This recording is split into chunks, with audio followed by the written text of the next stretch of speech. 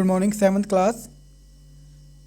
Beta, yesterday we have discussed about the exercise of our chapter number 16. I hope that exercise you have revised. So today we will discuss about definition, difference and some questions. This question difference you will revise today. Firstly, definitions. Electric current and its effect. तो chapter number 16. Definition क्या है? पहली, magnetic effect of current. Magnetic effect of current क्या होता है? Definition बतानी है. A wire behaves as a magnet when current flow through it. जब किसी भी ऑब्जेक्ट में से, किसी भी वायर में से करंट पास किया जाता है और वो एक मैग्नेट की तरह वर्क करती है, तो उसको हम क्या बोलते हैं? Magnetic effect of current. A wire behave as a magnet, एक मैग्नेट की तरह वर्क करती है, मतलब एक मैग्नेट की तरह बिहेव करती है. When current flow through it, जब उसमें से करंट पास होता है तो वो मैग्नेट की तरह वर्क करती है. Heating effect of current. Heating effect of current क्या होता है? The heat produce due to the passage of current. Current के पास होने से जो हीट प्रोड्यूस होती है किसी ऑब्जेक्ट में, उसे क्या बोलते हैं? Heating effect of current.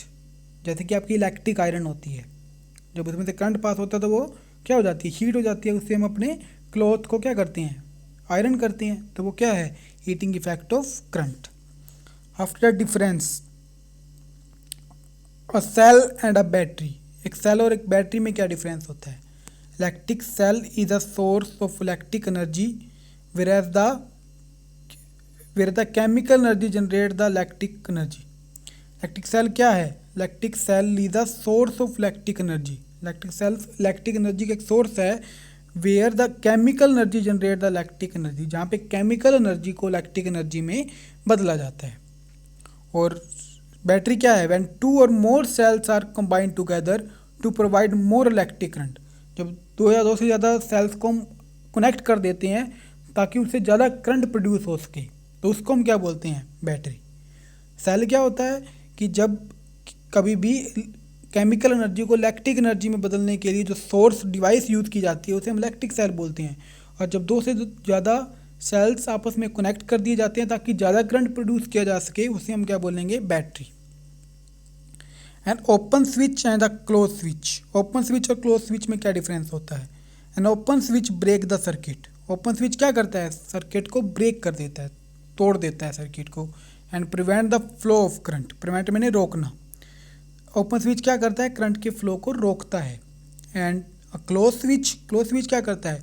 Make the circuit को बनाता है, मतलब सर्किट को पूरा करता है. And allow current to pass through the circuit. Current को उसमें से पास करने देता है. जब हमारा स्विच क्लोज होगा तब सर्किट में से करंट पास होता है, और जब हमारा स्विच ओपन होगा तब सर्किट में से करंट पास नहीं होता. तो ओपन स्विच और क्लोज स्विच में यही डिफरेंस रहेगा. ओपन स्विच सर्किट को ब्रेक करता है और क्लोज सर्किट को बनाता है, मेक करता है. So this difference and definitions. After that question answer. First one, which material is used to make the heating coils of electric heating device and why? Electric heating device को बनाने के लिए किस मटेरियल का use किया जाता है और क्यों? हीटिंग डिवाइसेस को बनाने के लिए किस मटेरियल का यूज़ किया जाता है और क्यों किया जाता है? तो tungsten and nichromes is used to make the heating coils of electric heating devices. Electric heating devices की कोयल्स को बनाने के लिए टंगस्टन और नाइक्रोम्स का यूज़ किया जाता है. इन दो मटेरियल्स का यूज़ किया जाता है. टंगस्टन एंड नाइक्रोम का यूज़ किया जाता है हीटिंग कोयल्स बनाने के लिए. जैसे कि हमारे जो हीटर्स वगैरह होते हैं, जो आयरन वगैरह है, इलेक्ट्रिक आयरन, इलेक्ट्रिक गीज़र, इन सब में किसका यूज़ होता है? नाइक्रोम्स एंड टंगस्टन का यूज़ होता है. ये हीटिंग एलिमेंट की तरह यूज़ की जाती हैं. जब इनमें से करंट पास होता है तो ये हीट हो जाती हैं. और क्यों यूज़ किया जाता है? Because they have the ability to withstand high temperature. क्योंकि ये हाई टेम्परेचर पर, अगर जितना भी हम टेम्परेचर बढ़ा रहे हैं, क्योंकि अगर करंट पास किया जाएगा तो टेम्परेचर बढ़ेगा, तो ये ज़्यादा टेम्परेचर पर भी ये स्टैंड कर सकते हैं, मतलब हाई टेम्परेचर पर भी ये वर्क कर सकती हैं. तो इसलिए इनका यूज़ किया जाता है. Next question, what is an electric fuse made up of. एक इलेक्ट्रिक फ्यूज किसका बना होता है? And how does is function to prevent a circuit from burning. और ये कैसे काम करता है कि सर्किट को बर्न होने से बचाने के लिए, कि सर्किट को बर्न होने से बचाने के लिए ये कैसे वर्क करता है। तो पहले बताना है कि इलेक्ट्रिक फ्यूज कैसे बना होता है। Electric fuse is made up of tin or an alloy of tin and copper. Electric fuse किसका बना होता है, या तो टीन का बना होता है या फिर टीन और कॉपर के अलॉय का बना होता है, यानी कि टीन और कॉपर को मिलाकर बनाया जाता है। इलेक्ट्रिक फ्यूज या तो टीन का बना होता है या फिर टीन और कॉपर को मिलाकर बनाया जाता है। व्हेन अ सर्किट में गेट ओवर हीटेड, जब कोई सर्किट ज़्यादा हीट हो जाता है, ओवर हीटेड हो जाता है, then the fuse melts a little before any other part of the circuit could. तब क्या होता है, ये फ्यूज पहले ही मेल्ट हो जाता है। फ्यूज क्या हो जाता है, पहले ही मेल्ट हो जाता है। मान लो कि कोई किसी भी सर्किट में ज़्यादा करंट पास हो रहा है, तो फ्यूज की वायर ऐसी होती है, उसका मेल्टिंग पॉइंट इतना कम होता है कि जब उसमें से करंट पास होता है तो वो पहले ही मेल्ट हो जाती है। तो जब वो वायर मेल्ट हो जाती है तो करंट आगे पास नहीं होता। अगर करंट आगे पास नहीं होता तो आगे के जो सर्किट हैं वो उनको कोई डैमेज नहीं होता, तो सर्किट डैमेज होने से बच जाती हैं। तो electric fuse is made up of tin or an alloy of tin and copper.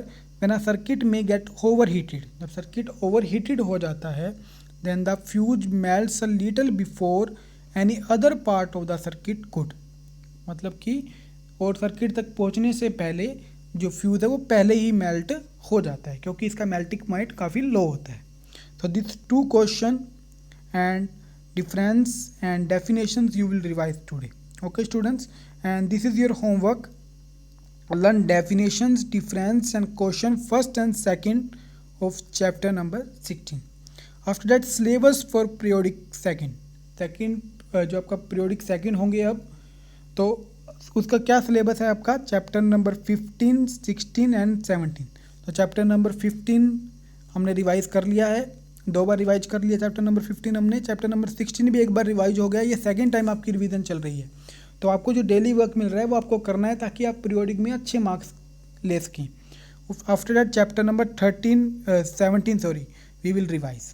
Okay, तो चैप्टर नंबर 17 भी हमने एक बार रिवाइज कर लिया है, तो इसके बाद चैप्टर नंबर 17 आपने रिवाइज करना है। Okay students, so this is your periodic syllabus, so be ready for periodic also. Okay students, thank you.